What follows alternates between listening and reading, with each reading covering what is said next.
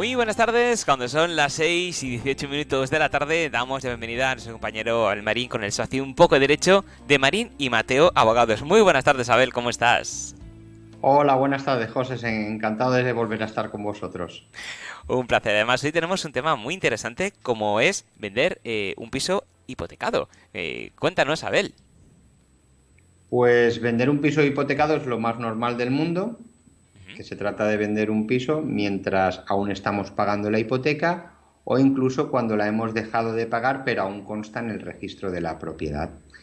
En principio, en la mayoría de casos, que las compraventas, cuando vendemos un piso, el que compra también vuelve a necesitar una hipoteca, pues el trámite es sencillo, entre otras cosas porque ya entre el banco del vendedor y el banco del comprador, pues ya se aclaran. Lo único que debe de pedir la parte vendedora es el certificado de saldo de la hipoteca, es decir, cuánto se debe. Por ejemplo, si vendemos por 100.000 y yo adeudo aún una hipoteca que debo 50.000, el banco me hará un certificado que debo 50.000 y el día de la compraventa, pues vendrá el banco del comprador y me dará un cheque por 50.000 y otra transferencia directamente que irá a mi banco para cancelar esa hipoteca. ¿Qué debe de hacer el vendedor? Pues repasar bien que está bien la deuda, que está bien calculada los intereses hasta el día que se firma y que se han calculado bien otro tipo de comisiones, como puede ser la comisión de cancelación, que hay que vigilar y que sea según la pactada cuando firmamos el préstamo y poca cosa más.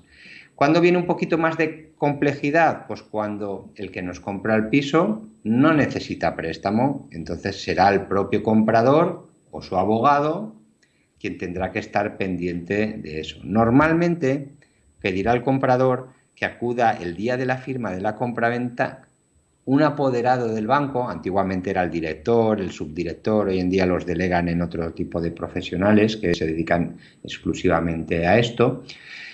En las poblaciones pequeñas y del ámbito rural aún sigue siendo los directores los que van a cancelar personalmente, no suele ser así en las ciudades, y la misma precaución. Deberá de acudir un apoderado del banco a cobrar lo que se debe y firmar la escritura de cancelación de hipoteca y carta de pago. Eso se llevará al registro de la propiedad y punto y pelota. No tiene mayor complejidad, no es una cosa especialmente compleja. Perfecto. ¿Y se puede vender una casa que tiene hipoteca? ¿Y qué deberías saber antes de realizar la venta o la compra? Pues mira, lo importante realmente es saber en qué estado está en la hipoteca. Como he dicho anteriormente, si es una hipoteca que se está pagando mes a mes, Ujú. que no tiene mayor problema, hombre, aunque tenga alguna cuota retrasada, no pasa nada. Eso, ya te digo, no con pedir un certificado es suficiente. ¿El problema dónde viene? El problema viene en los casos en los que el vendedor vende en una situación en la que ya tiene problemas con la hipoteca. Y los problemas pueden ser serios o muy serios. ¿Cuándo son serios? Pues cuando lleva meses sin pagar o incluso años con retrasos.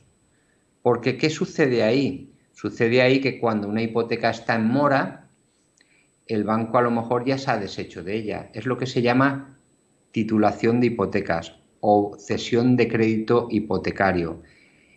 Es muy común y a los oyentes del canal les sonará más cuando la hipoteca la tiene un fondo buitre, ¿de acuerdo?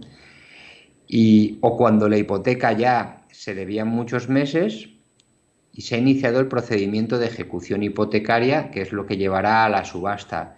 En esos casos, sí o sí, sí o sí, tanto comprador como vendedor tienen que ser muy cautos y contar con los servicios de abogados especializados en derecho hipotecario bancario. Por muchas razones. El vendedor, pues para que se paralice el procedimiento judicial, para que se calculen correctamente las cantidades que adeudan, que no haya intereses abusivos, que no hayan comisiones abusivas, por devolución de recibos, por que se tasen bien las costas judiciales si se inició el procedimiento judicial. Y si aún no se inició el procedimiento judicial, lo mismo, ¿de acuerdo? Es decir, que se calcule bien qué se debe. Porque cuando se entran en estas situaciones, pues son periodos muy difíciles de las familias, de los propietarios, y bueno, uno no sabe cuándo dejó de pagar más o menos, pero cada vez el banco le pide más, el fondo de inversión le pide más, luego las hipotecas van cambiando de manos, pasan a un fondo, pasan a otro, los propios fondos de inversión para gestionar toda esta cantidad de préstamos hipotecarios adquiridos utilizan empresas de recobro, que son empresas de servicing. A veces estas, pues llamas un día, el expediente en concreto de tu hipoteca, pues lo lleva una persona, al cabo de un mes lo lleva otra, lo que te dijeron uno pues ya ha cambiado, es decir, suele ser un follón enorme y el vendedor se tiene que proteger. Pero es que el comprador no va a comprar si no está todo claro. Y esto no se puede hacer sin la intervención de profesionales porque puede pasar un verdadero desastre. Sobre todo es que el comprador va a huir, entonces tiene que buscarse un abogado él y un abogado el vendedor. Y las operaciones suelen salir, porque suelen salir. Hay otro problema añadido, es que muchas veces se adeuda una cantidad mucho más alta del precio que se ha llegado, el precio de mercado o el que el comprador y el vendedor han llegado al acuerdo. Por ejemplo, una vivienda que se vende por 100.000 pero que el deudor debe 120.000. ¿Esto se puede hacer? Hombre, no. O sí. Sí, si el acreedor, es decir, el banco, rebaja o renegocia esos 20.000 de diferencia de otra forma. En estos casos es lo que se llama una quita de la deuda o una rebaja de la deuda o una refinanciación del sobrante que no se llega, ¿vale? Por ejemplo, porque se aplace en un préstamo personal o haya otros avalistas que ponen otra vivienda de garantía. Todo eso es complejo. Es muy arriesgado, pero se hace todos los días. Solo hace falta la intervención profesional. ¿Y se puede quedar el comprador con la hipoteca del vendedor y seguir pagándola?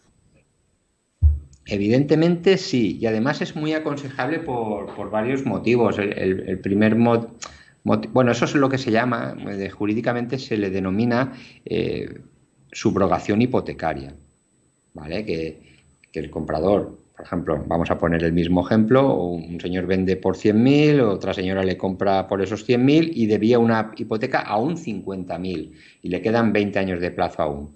Pues la compradora puede solicitar la subrogación, la debe de aprobar el banco.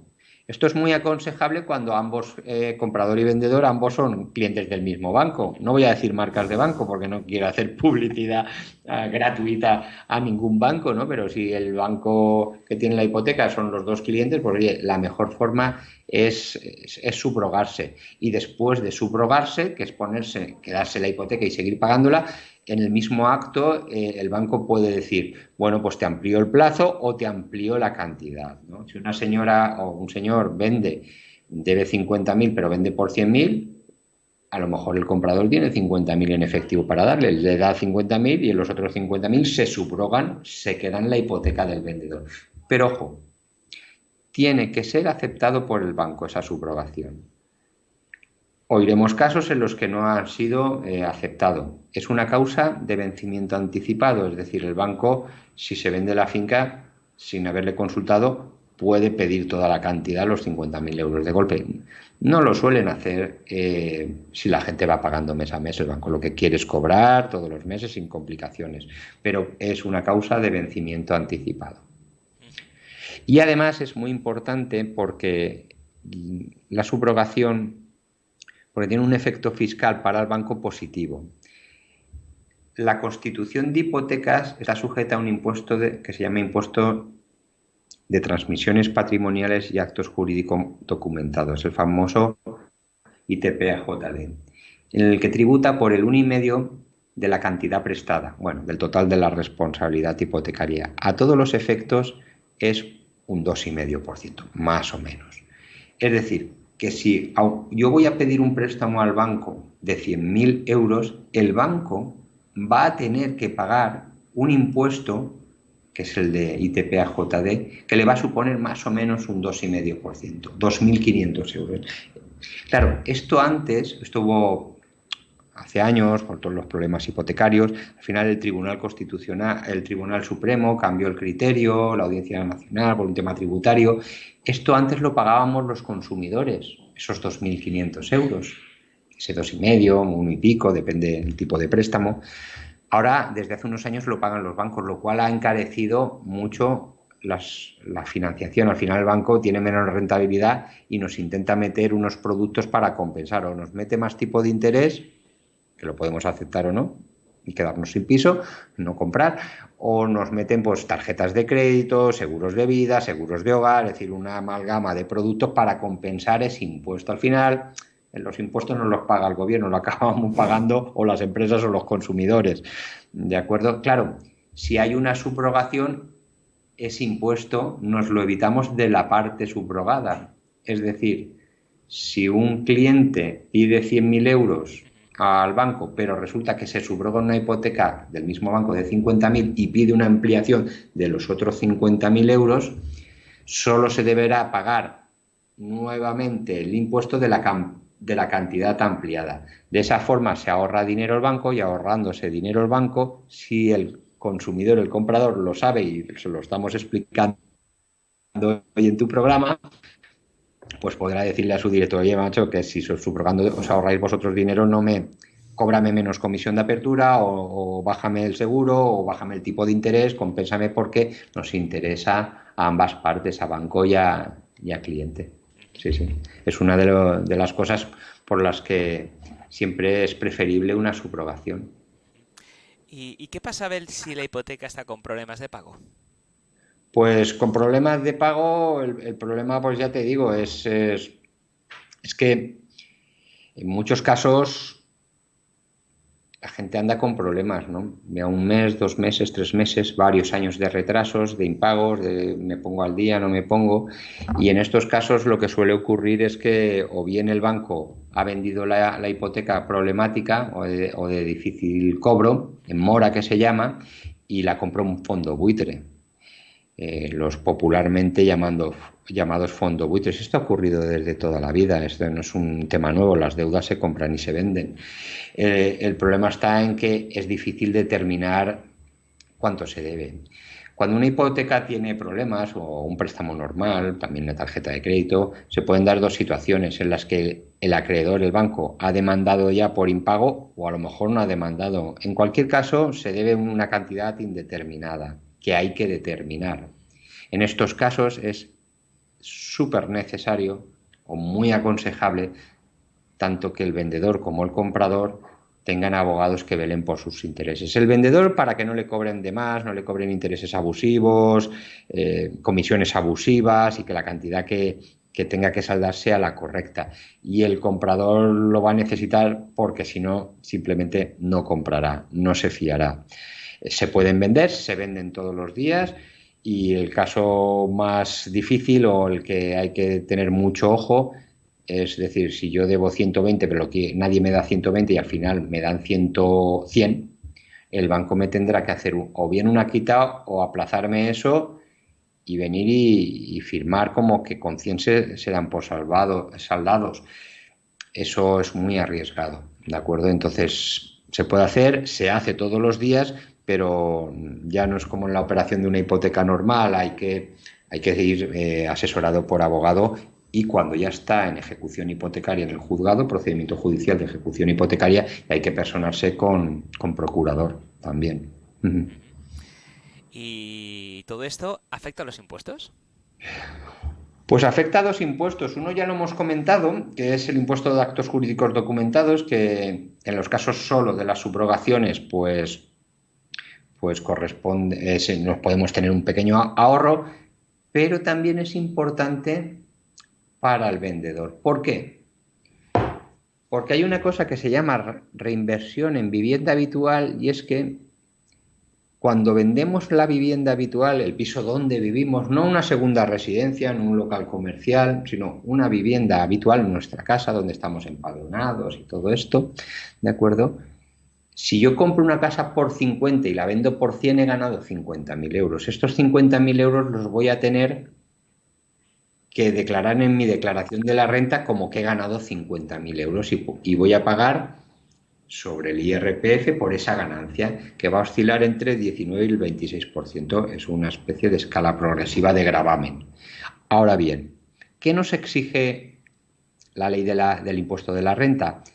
Que reinvertamos la totalidad del dinero obtenido por la venta, descontada evidentemente la hipoteca. Vamos a poner un ejemplo para que la audiencia nos entienda.